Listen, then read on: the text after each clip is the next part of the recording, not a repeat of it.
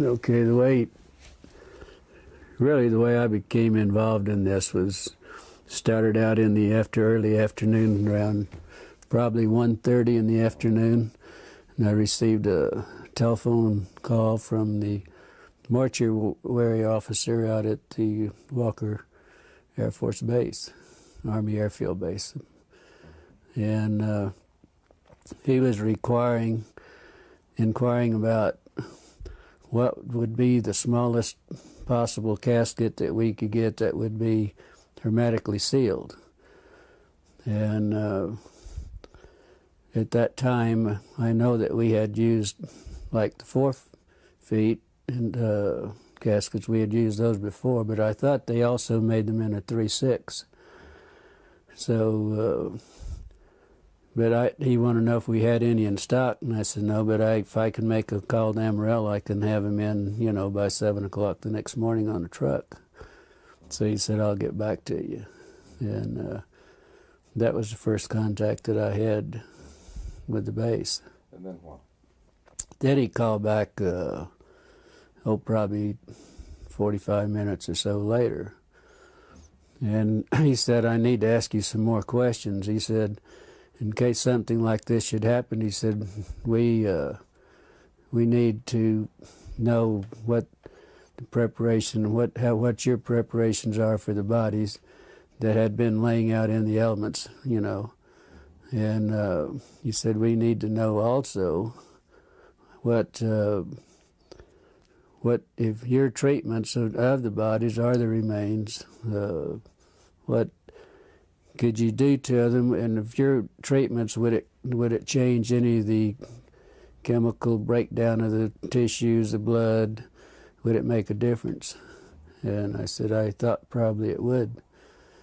And I said, of course, he knew exactly how we would treat those bodies because we have an outline from them and what we really have to do. I think he already at that point knew exactly what we would have to do. Did he disclose to you what he had?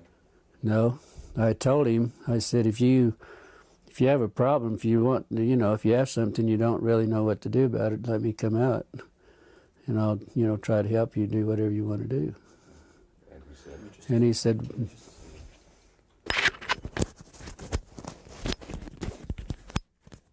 okay. And he said, no, he said, let's just back up just a minute there. Let's start again with, you were saying that you told him that you can come out and take care of what he had, right? Yeah. Why don't you pick it up from that point again? So, anyway, he said, well, we don't really have anything. He said, we're sitting here thinking in case we should get involved in something like this, what would be our preparation? Should we do? Then I went through, I said, do you really want to know how we would do it? Well, yes, we would like to know. So that's when I explained to him that we would have the vats that we would fill up with formaldehyde solution with water, and we put the bodies in them, let them stay there for 24 hours, and then take them out. And then we would pack the bodies in, would be a sawdust and really a lime, what we would pack them in, then wrap them in the plastic. That's bodies that were badly decomposed. If there was tissue, deep tissue, we would have to do it hypodermically with needles to get to the deep tissue. Then we would have to aspirate the cavities if the cavities hadn't already ruptured, and then put some cavity fluid in those. I said that's, kind of normal procedure. Now, at one point, you finally offered to take care of it for them. Well, I offered 2-3 times, yeah. Can you review what that conversation at that point? You mean when I offered to take care of them? Yeah. He said, well, we don't really, right at this time, we don't really need your assistance, but he said, in case something like this should happen, then he said we would be prepared and we would know what to do. Mm-hmm. Then we got back onto the subject of maybe not damaging any of the chemicals, compounds or anything with the bodies, or tissues, whatever, because and they wanted, how would you pick bodies up like that, and what would you do not to contaminate any of it? Didn't Didn't this begin to seem a little strange to you at that point? Well, I thought maybe what happened, they might have had a VIP or, some officer and something that happened. Maybe they didn't wanted to keep it quiet, and they probably wanted to do it themselves and not be involved with the civilian businesses or anything. So, after these conversations, you were curious, and you went on out to the base, as I understand it. Can you review that? Well, I didn't go out to the base. Yeah, I was curious, but I didn't go out to the base, and probably a couple hours later, then I'd got an emergency call. There was an airman that was injured in an accident. And I took the airman to the base. He rode in the ambulance with me, and I took him out to the emergency room. And that's the way I became really involved out at the base. I didn't go out just because I was curious. Give me the sequence from the time you picked up the airman and just describe to me. Well, when I got the call, I left the funeral home, and the ambulance went to the scene of the accident, picked the airman up. I did not place him on a stretcher because he had a head injury in the nose. I think his nose was fractured. So I did some minor first aid, and then he sat in the front seat with me all the way to the base. When we got to the base, then he walked into the emergency room. I didn't have to take him in. They didn't bring out a gurney or anything. He just walked in on his own. Then I never did see him after that. Then I had this friend that I wanted to talk to and see. This is a lieutenant nurse that I knew quite well, that had only been there only been commissioned and been out to sign. This was her first assignment out to the air base.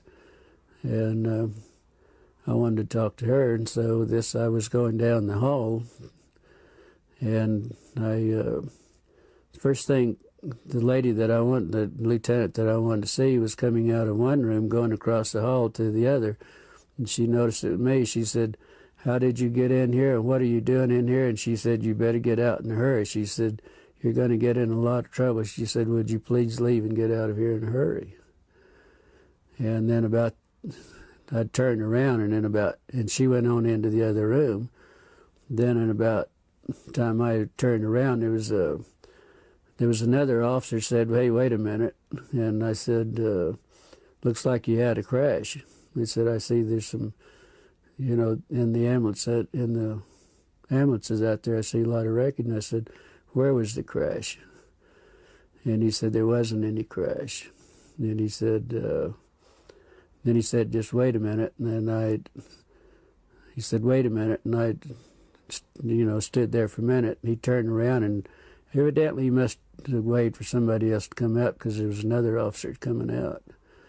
He said, "This man says there was a crash out at the base." He said he wanted to know he was inquiring about our crash.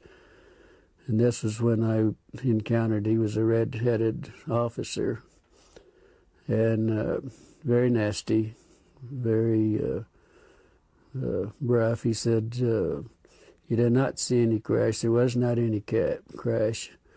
And he said, "You get the hell out of here, and you didn't see anything, and you don't talk to anybody." He said, "You're going to get in a hell of a lot of trouble." And I said, "Look, I'm a civilian, there isn't a damn thing you can do to me about it." He said, "No, but somebody might be picking your bones out of the sand." That's when he made the remark there.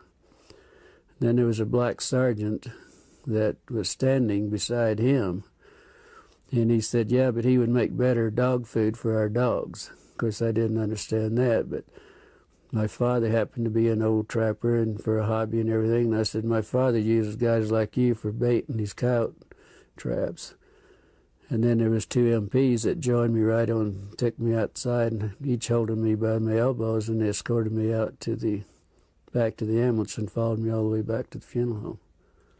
Now, as you were entering the hospital, you saw something in 3 trucks. Yeah, because usually where I parked, there was 3 field ambulances parked in the area where I usually park, where we back up to the ramps.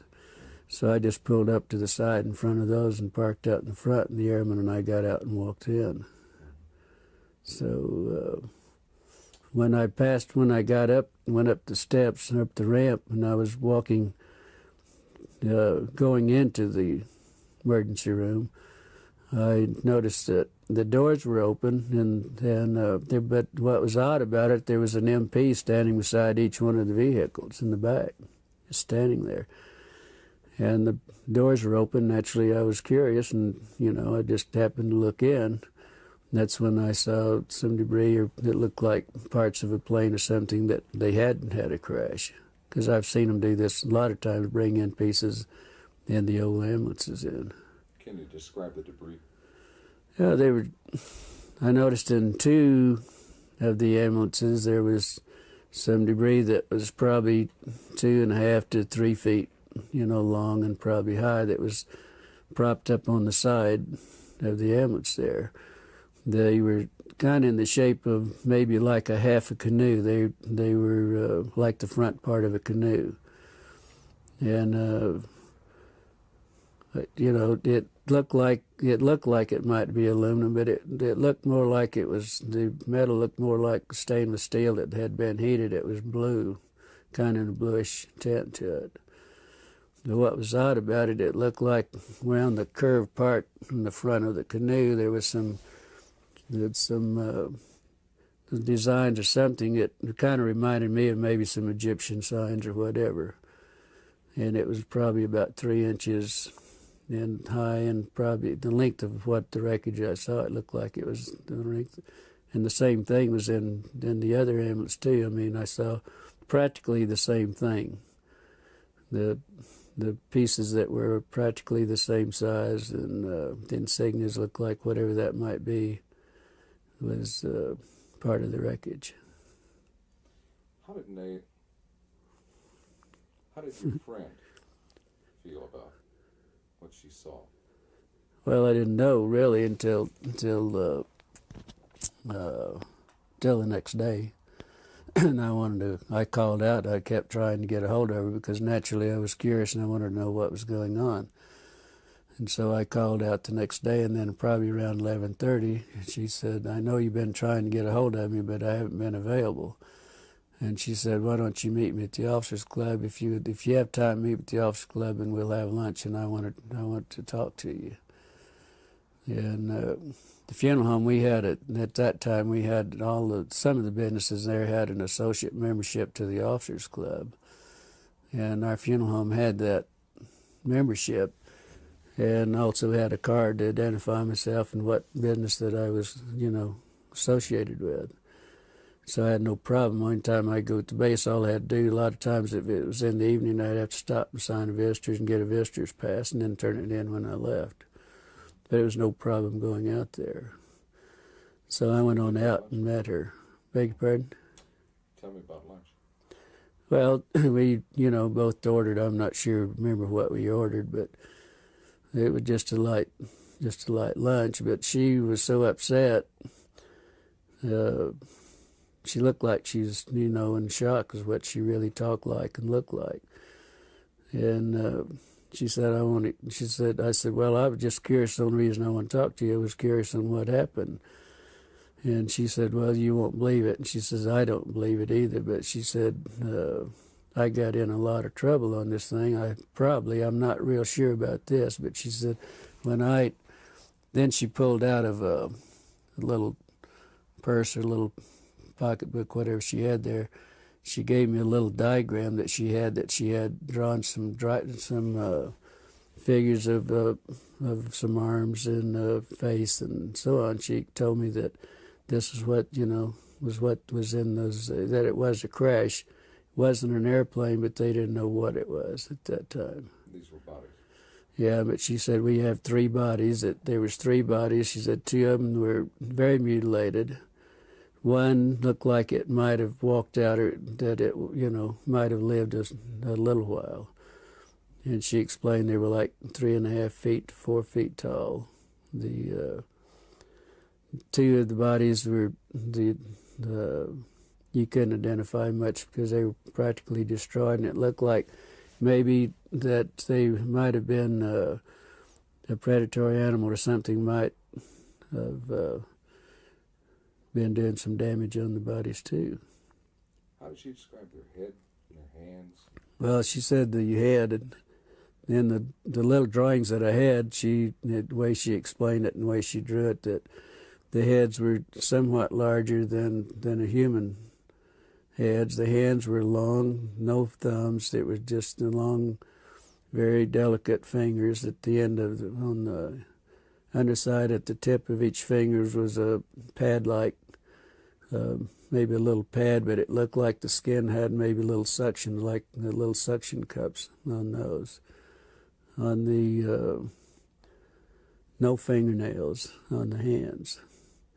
The head, the lips were just a long, narrow, more or less, not full lips like we would have in most of our people, but very fine lined, very fine lips. There was no teeth. That was the inside of the mouth. It was kind of like a real a gums. Maybe it was.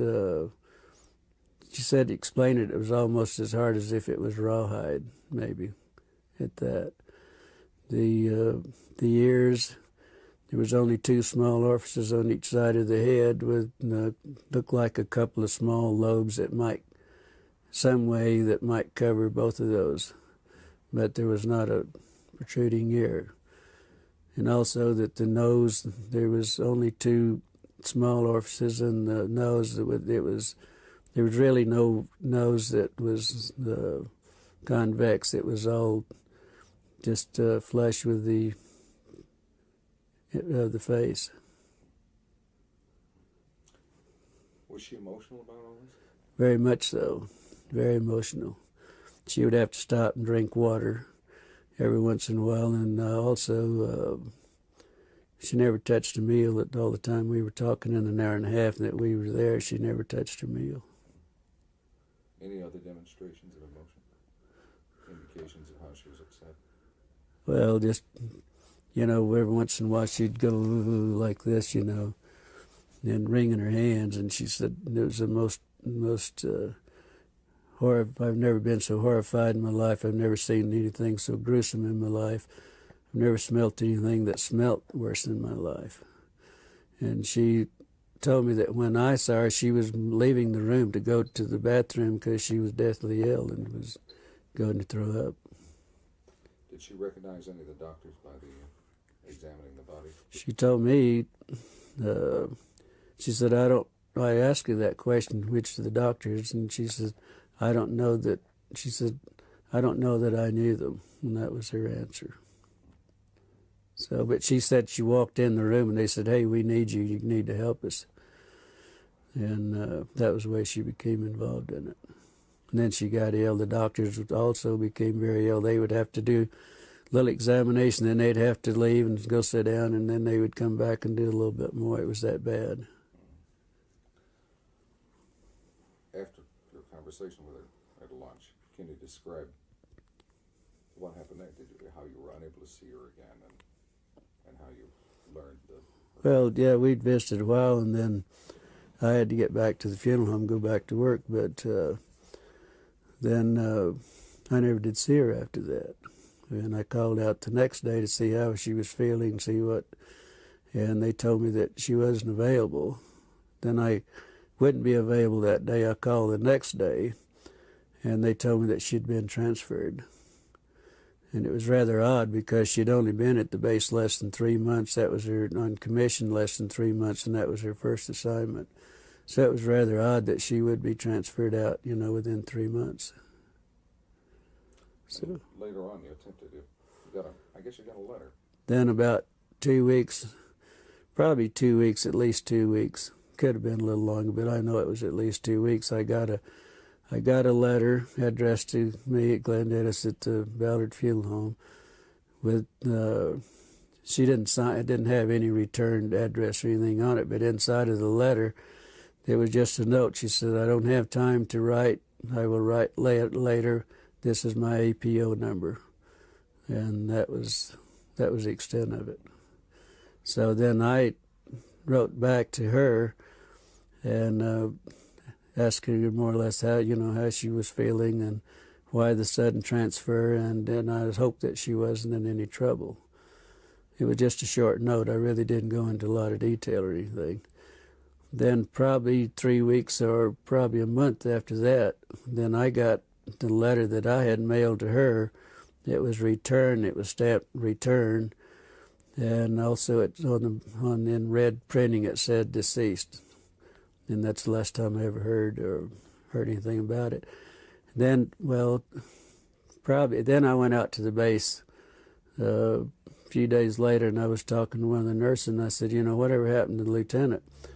And she said, well, the rumor is that we heard that she was killed with 5 other nurses in a training mission in a plane crash. And that was it. No indication of where? Well, it was in London, England. She said in the note that she sent me that she was in London, stationed in London. And that was it. That's the last time I ever heard. Do you believe that she's dead? No, I don't think so. After all that's happening and after, threatening me and everything, I doubt very seriously that she was. I would hope not. What would you like to say to her if she happened to see this? Well, if she happened to just see it, if she feels like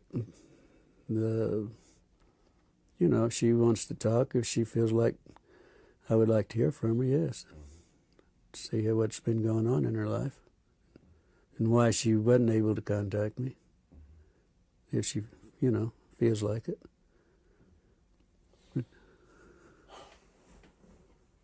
let's stop tape for a minute. Okay. Now, the sheriff told your father you were in trouble.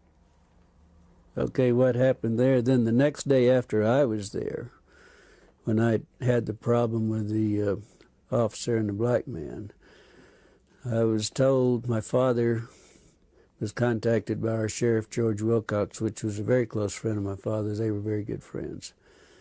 And he called to see if my father was home because he wanted to come out and talk to my father.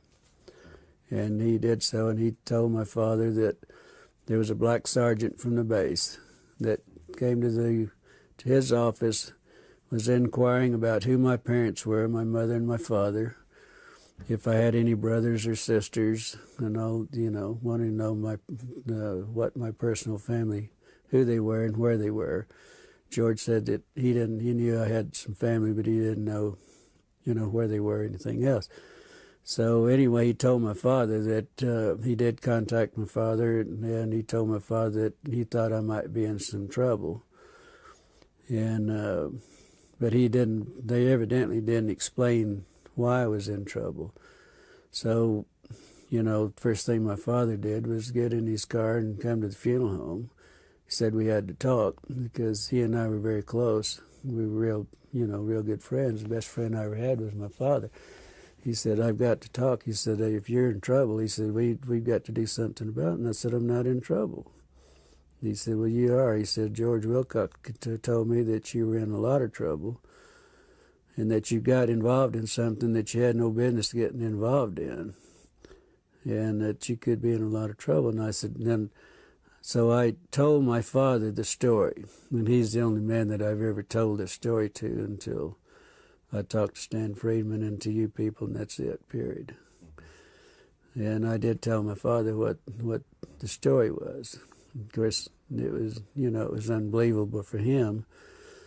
But then he became very upset, and he wanted to go shoot a few people and all that because they did threaten my life, and so that was the way my father heard about it, and that was the extent of my family. And he never would tell him who my brother, and I had a brother that was a fighter pilot during that time, and I had 3 sisters, and one of them was a nurse. But he would never tell him anything, and so he didn't tell the sheriff or anybody else, because the sheriff was supposed to call him back and give him the names and where they were at, and he wouldn't do it. Let's get back to your friend. Did she express an opinion as to what she thought these beings were? Did she think they came with it? Well,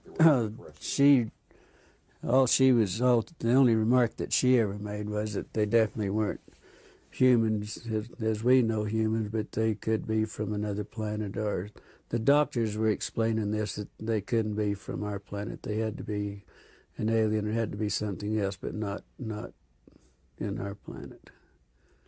She had a phrase she used to describe how they looked to her. You remember that? You were telling me? Like little black Chinamen? Well, she said that, well, of course they were, first thing she said they were black. They were just as black as they could be, but probably laying out in the elements in July in Roswell with 105 to 110 temperature every day and 80 degrees or so at night. I mean, that wouldn't be uncommon, because we picked up a lot of sheep herders of people that have been found dead that's laying in the desert, for days and bitten by rattlesnakes or whatever. And they do turn, as black as they can. And I know exactly what they were talking about, because, with the smell and the odor being so drastic, because this is a very unpleasant situation, And let's talk about their eyes. How did she describe their eyes? Well, she said that, of course, their eyes were set back into the skull. Oh, and it was a remarkable, I thought it was interesting also that she said their skulls, the doctor said their skull bone structure wasn't like ours. It wasn't actually a bone. It was probably a real heavy cartilage. It looked more or less like a newborn baby. The skull was very pliable. You could mash on the skull and it would, it would give. And so the bone structure, bones not like our bones, it was our skull and everything. What about the bones in the hands and arms? Said very fine, very delicate. The arm bones, like the radial and the ulnar and in the arm, that it was so fine that he doubted if they could lift. She said they doubt if anyone at that size and the arms at that could lift 50 pounds on the earth or anywhere else. They doubted they had that strength. But she said the one that hadn't been mutilated to a great extent, it reminded him of a real small ancient Chinese person, no hair at all, and very, very delicate skin. In fact, he said the skin would look like they could almost see through it, almost transparent. Why don't you give me a paragraph on the ears and the nostrils? Well, the ears, like I think I stated to you, that the ears, there was a couple of small orifices, one on top of the other, with two little lobe flaps, one over the other. They didn't really know how those, if they had any significance, how they worked or what. They didn't go into that. The nose was only a couple of very small orifices, holes right there, just above the lip line. But it had, there wasn't anything covering it. And it was just like two small indentations there, and that was it. Said it was very unusual. Does anyone else, Don, Phil, do you have anything that you think you're talking about the hands. Yeah. The hands, well, there was one hand. There was one hand that evidently wasn't attached to the arm. And she said that where she got sick and left the room was that this doctor had the long forceps and picked the hand up and turned it over. And that's when they noticed that there wasn't any thumb. None of the bodies had any thumbs or anything. They were just long, very fine, very delicate fingers, no fingernails. But right at the tip of each finger, it looked like there was a pad. And in this pad, it looked like it might have had very small they were like little suction cups, very minute suction cups. The doctors, that's the way he explained it, that was looking at it. Let's have tapes right now. Okay. We need to get the arm as well. Okay, yes, the arm. We need to go about the arm. Really? In the magazine we publish, and with the pads at the tips of the fingers. Maybe you can get it. Can you get a copy of them? I can send you a copy. I'd be happy to. It's amazing. It all fits together. This And the they thing. would It not just have fits known together. about. Obviously, they wouldn't know about your information. Yeah, well, see, I've never Vice discussed this with anyone. My father was the only person I really ever discussed this. I didn't discuss it at the funeral home or anything else. I never discussed it with any of my family, period. I never have until I met Stan Freeman 2 years ago. It's the first time I ever discussed it. Would you have an interest in some dubs of testimony that we get from other people here? I'd be happy to. Oh, send I'd it love you. to. Yeah, but I'd love to. I'd like to have a tape of mine also, if you Sure, don't. absolutely. Of course You we can know. do that. Maybe we can send you two, one for each hand or My, something. my daughter said if I want a tape of this and I want to keep it, and I want it in the family. But We'll make you up. yeah, I would love to. Whatever. If you guys feel comfortable, I'd love to. Have some tapes of whatever. Absolutely.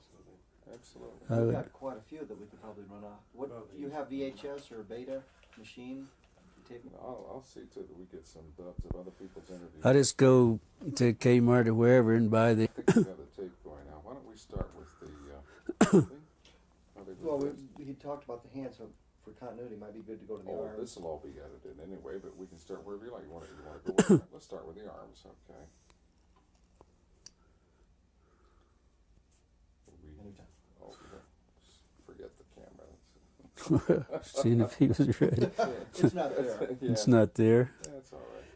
But you were asking me to describe the arms, and this was another thing that the lieutenant brought out, that it was very the difference between theirs and ours, from the wrist to the first joint here, that it was probably 1.5 times longer than the top part up here. It was very odd looking. It was very odd, she said.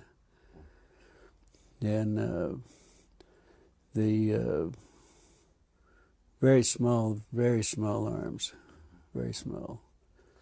Bone structure? Bone structure, of course, I asked her about the bones because we were talking about the wrist bones and everything, and she said it was very similar to ours, but the bones were so small that their bones probably wasn't in the arms wasn't any larger than my finger. Wow. So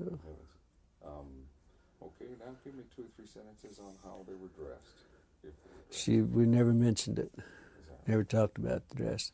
Did she say anything about sex, or was she able to determine? She said she was so sick and everything that never even entered her mind.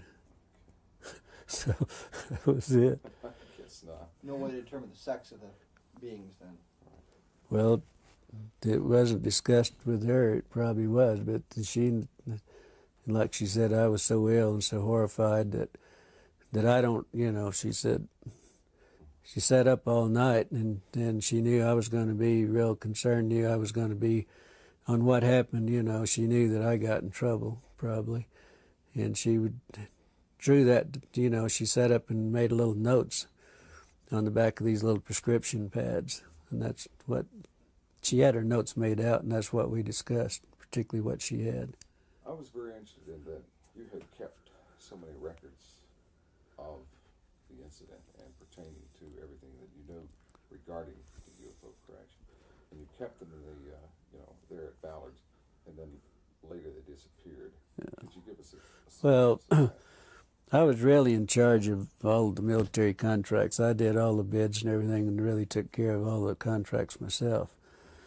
And that was one of my duties at the funeral home, to take care of the military.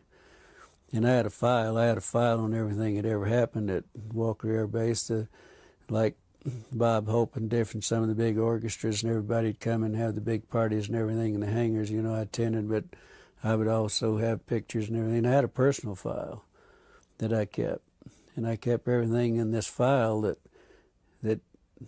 pertained that I attended or whatever. And this is where I put the diagrams and the notes that she gave me was in my personal file. Well, then the Ballard Funeral Home sold at a later date, several years later, that it sold. And the people that bought the funeral home, these were files they were the old files that they kept in the basement down in the furnace room. And they had I had all the military files together in one filing cabinet. Everything had happened at the base and everything. We also had the contract at Fort Sumner Air Base. They had a glider base there, and also fighter pilot training there, and the P-47s and 51s and so on.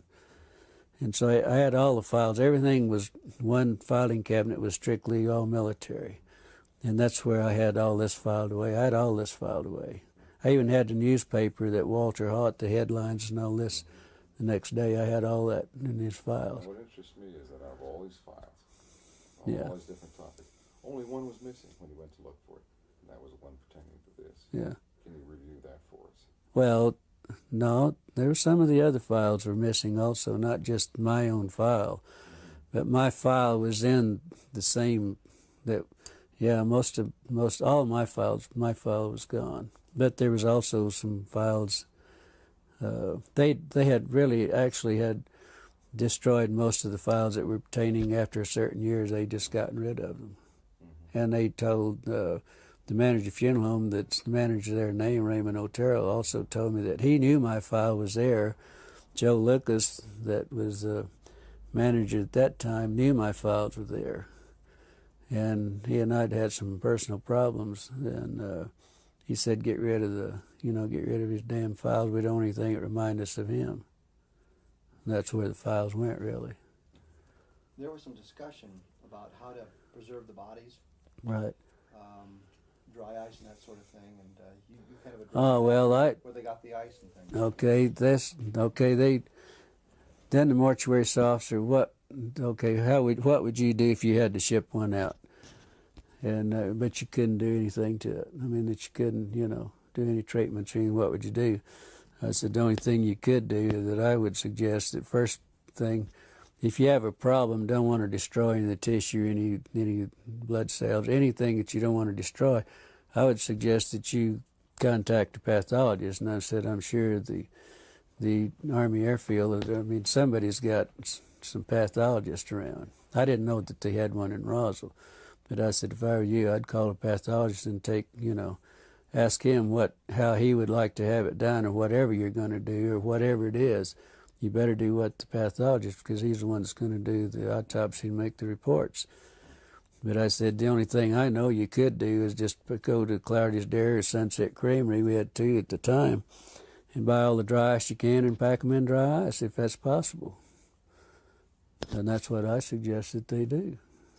Excuse me, Glenn, you're hitting my mic with your Oh, sorry about that. It's all right. I've done it at least 8 times already No, this it's not week. personal. No. Okay, what do you think? I think, as a suggestion, you might want to do that part again if you think you'd like to use it, because The dry ice? you probably hit it just a few times. And it might Oh, sorry about that. Isn't this a picky business? Glenn Dennis, take 2, Clardy Yeah. Dairy. All right, let's go back and go over the dry ice then again. Well, okay. What I suggested to the mortuary officer, I suggested this to the mortuary officer and we discussed this probably for 20 minutes or better on the telephone. And I kept telling him, hey, if you have a problem, if you got something out there, if you need our services, we have the contract, I would be glad to come out and help you take care of it. And he said, no, this is for future. Kept always referring this was for future use in case we did have something. But then I said, well, first thing you better do, you better get a hold of a pathologist. I don't know whether you have one at the base, but I know you probably have the top pathologist, something similar to those words.